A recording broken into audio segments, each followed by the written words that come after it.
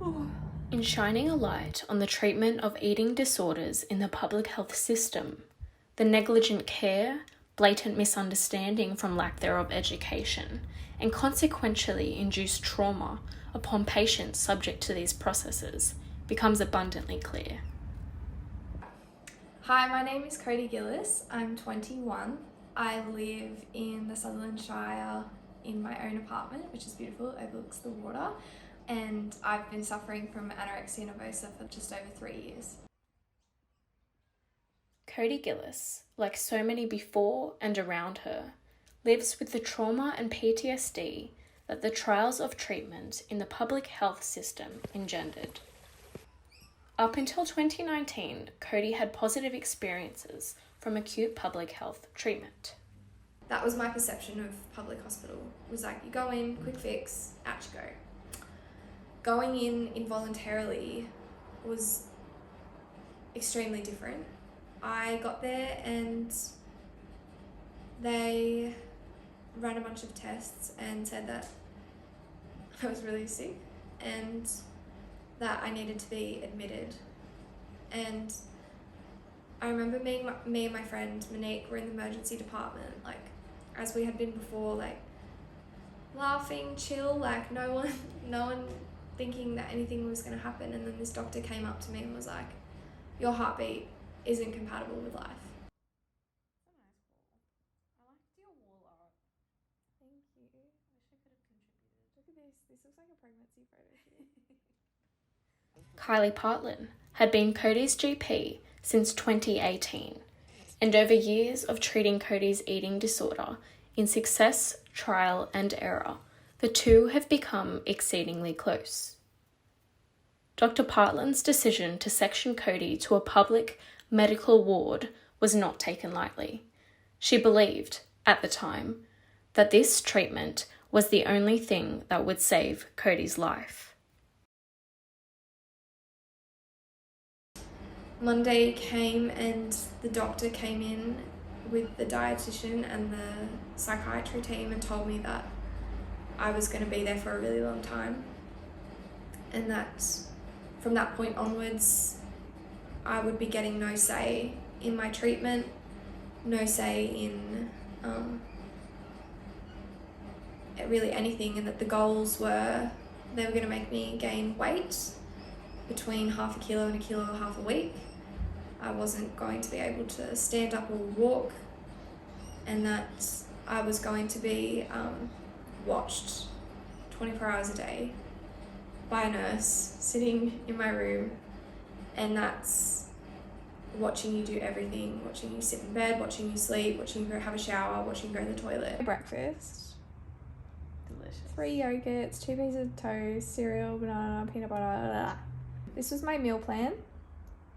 4 slices of bread, 1 serve of cereal, 1 serve of fruit, 2 fruit juice, 1 dairy for breakfast. When it got to a stage where I was gaining weight, if I wasn't gaining enough weight, there would be, punishment's a harsh word, but I feel like it does encapsulate like what it was. I mean, I remember there was 1 week where I think it was like my 7th week in there, and I was again weighed twice a week. And again, people who are going through refeeding from anorexia require like really high energy needs, but the minute between the 2 weigh-ins, the minute my weight either plateaued or didn't increase as much as they wanted to, it was always assumed that I was either doing something, which was really hard to do when you were being watched 24/7, that I was being sneaky, or I don't know, I don't even know what they assumed that I was doing, or that I was over-exercising. And I remember by this stage I was allowed 1 walk to the cafe downstairs to get a coffee, it was hardly a walk. Like, my local hospital is quite small, it's not anything extensive. It was like 1 lift ride down and then up a hallway. And between these 2 weigh-ins in this week, they told me that I hadn't gained enough weight and therefore they were going to stop me from walking. And I just remember thinking, like, are you fucking kidding me? I that was like my first walk, and I remember standing up and just thinking like, what the actual heck? Like my legs, all my muscles had been depleted in my legs from not standing for so long. And that one walk was giving me just so much like humanness. Humanness isn't a word, but it was just making me feel like I was a person again. And then they told me that I was going to be banned from doing that. Such a dad, and he was like, no, all right, don't tell anyone. I'll take you out, but you can't tell anyone. And I got out there and I cried. Like, I was just in tears. First go into the hospital for something like this, you're like, oh, that's going to be, like, this is the best thing for her. And you're sort of convinced that it's going to be the best thing for her. But then when you're watching the mental impacts of what being confined in a room for a month is, 2 months, 3 months, however long it is. Cody was there for 7 weeks the first time. It's like, you can't really do anything, because it's like, if she leaves hospital, she's so sick that she's gonna probably collapse on the street. Then it gets to a point, and it's like the first couple of weeks, well, it's mainly about her physical health, and then it sort of just gets to a point where she becomes more cognitive. And then it's like, oh my gosh, like if she stays in this room any longer, like if she stays here any longer, it's actually going to be, it is already extremely damaging for her mental health, but it's probably going to break the point where it's like, it doesn't become helpful anymore, because it's just created so much trauma.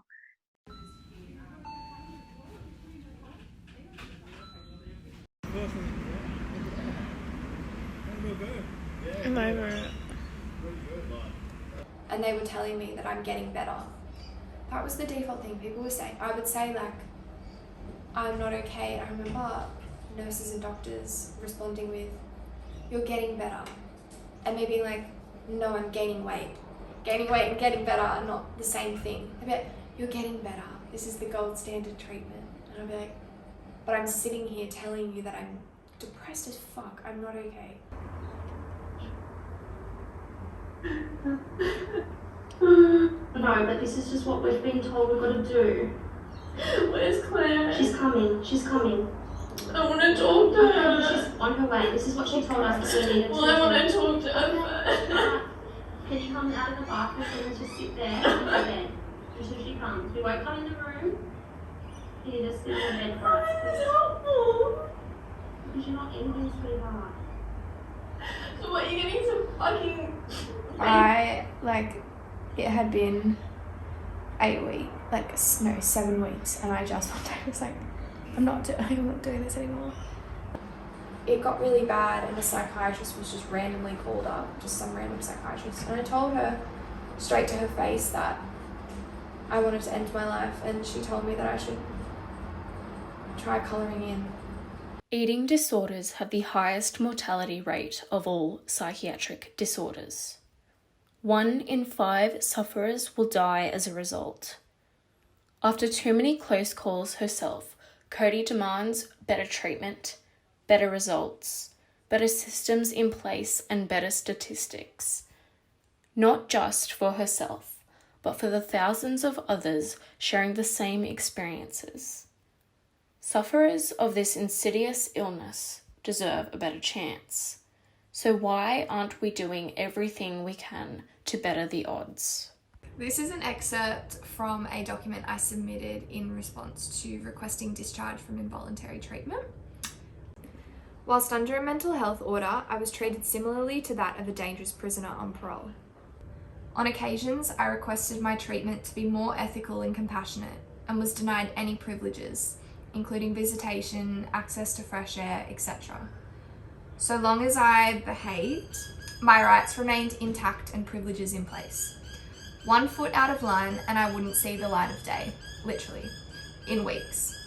My drive for recovery became sourced from fear rather than a genuine desire to heal, and fear does not contribute towards the foundation of full recovery. When will one wake up and realise that the very key to accomplishing recovery is for when the individual is able to be an active participant in treatment?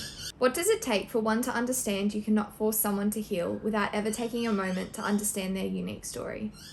I hope the tribunal recognises the intense distress and sadness being in hospital has brought me. I hope they recognise that recovery is a long and tumultuous road that isn't linear. And I ended up losing the tribunal, and my order was extended for 4 weeks. And I think just the sheer realisation that I had been there for 30 days already and that it was going to be extended for another 4 weeks was just so gut-wrenching and like soul crushing. Cody's been fairly traumatised by her experiences in the public system. I think the people who cared for Cody tried as hard as they could and were doing, what they were advised based on guidelines and based on advice from, specialised eating disorder units. And I think they were trying their best, but there were a lot of instances where the care that she received has become very traumatic to her and is something that is now a roadblock to her ongoing treatment and her ongoing efforts to try and manage and recover from her eating disorder. They were trying to save me physically, that they completely forgot that it's a mental illness and that I was not coping. And I would tell people every single day, I'm not coping, I'm not okay. I'm telling you I'm not okay. And they would tell me that it's just because they're treating my eating disorder and that the reason I'm anxious is because I have an eating disorder and they're pumping me full of food. And it was so laborious to sit there and say, no, I'm distressed because you're locking me in a room and I'm staring at a wall 24 hours a day. No, I'm distressed because someone's staring at me, watching me take a shit. No, I'm distressed because I can't drink coffee when I want to drink coffee, or more than 600 mils of water. I'm distressed because every time I stand up you yell at me. I'm distressed because I can't feel sunlight, I can't study, I can't concentrate.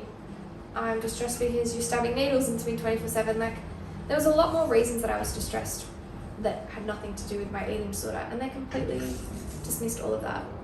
In the end, what matters is what Cody experienced, and she experienced, she was very traumatised. She became very suicidal, felt like she couldn't keep herself safe, and when she expressed that, was told, you're in hospital, you'll be safe, where the reality was she wasn't. She expressed ways that, she could have hurt herself while being watched 24 hours a day.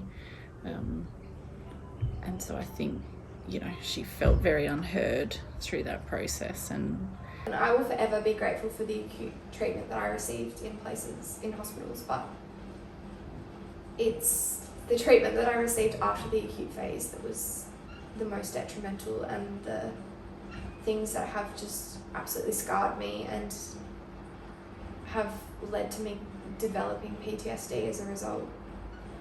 Do you see that we're still treating it physically? Yeah, that in itself is really a huge issue, I guess, at that service level, at that clinical level, understanding, in which physical or mental, because it's an illness, one of the rare illnesses that have both a combination of both mental and physical implications, and the way to address that is, usually a mixture of both. And depending on, who you are, what your background is, what kind of, illness you've got, there's just not enough clear pathways in accessing treatment. And that's kind of something that we're trying to tackle at the moment.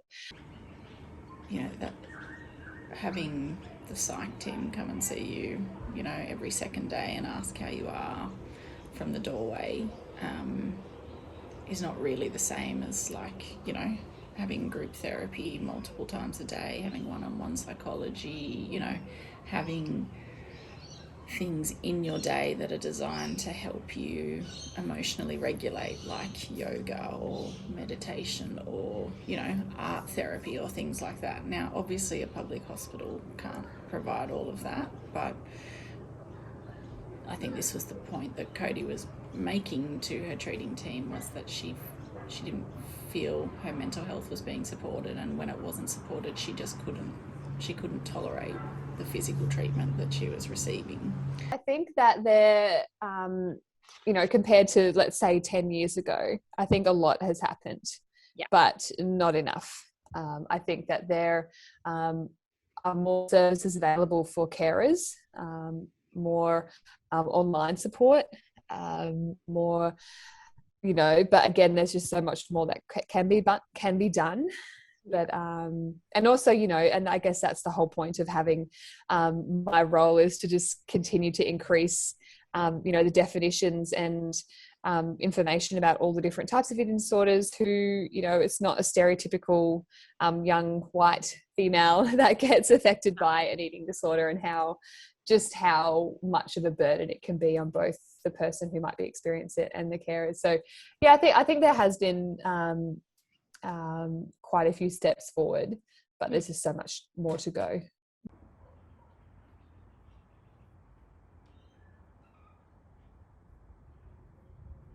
Come look through this stuff. Made me more anxious, and I didn't feel like I was getting any benefit. And I think that's just reflective of, I mean, it's not at any fault of anyone's, but it's just inadequate treatment. Like, there is no good treatment for eating disorders, and I think that's reflected by the amount of cases there are that go untreated. Because nothing addresses the two in correlation. It's always, we're either going to focus on purely the weight, or we're going to focus on purely the mental aspects, but you can't really deal with them in isolation. Let me ask you this.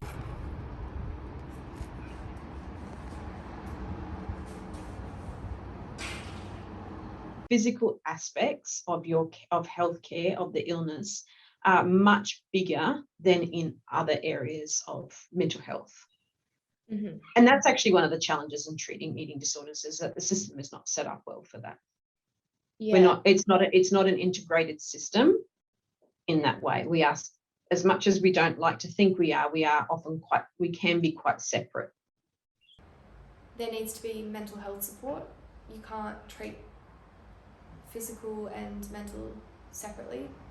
You're never going to get anywhere. Restoring someone's weight does not help them to, does not fix them mentally, and I think that it's a big downfall, and it creates revolving door patients, because you go back to engaging in behaviours because you haven't learned anything other. Are they receiving mental health care as well? There'll be some assessments, like there'll be some brief assessments, and they'll be just kind of monitoring how they're going, but really not that much. The lack of awareness around the fact that eating disorders affect people of all races, all genders, all body types, like there's a very big perception that it is a young white girl who's skinny. The stigma associated with eating disorders, particularly in our lovely medical colleagues who aren't mental health, is severe. And so I think that people with eating disorders who go to the emergency department and may then also have to get admitted to a medical ward can often have come under some pretty significant, there's a lot of stigma attached to the diagnosis and their behaviours. There's still a lot of misunderstanding about them. Probably, you know, it's interesting. One of the comments I get a lot, which I think, God, this really needs to change, is like, I might be doing an in-service. I do a lot of in-services across my district to nurses and doctors and allied health. But say, you know, this is a random kind of thing. You say, I'm the eating disorder coordinator. We're going to talk about this today, blah, blah, blah. And there'll be someone in the room that says, well, I could have a bit of an eating disorder. I really need one. I need a bit of an eating disorder because I need to lose some weight, which I sort of, like, I can guarantee it once in every talk. And I go, and you know what that tells me is that that's the influence of society. Like, we have this weight stigmatizing society that, like, you know, people can't even tell that that's completely inappropriate, and, you know, like, and don't understand eating, and I just go, oh my God. And when I hear that, I go, we've got a long way to go. But yeah, I don't think they'll take me. But I want to try.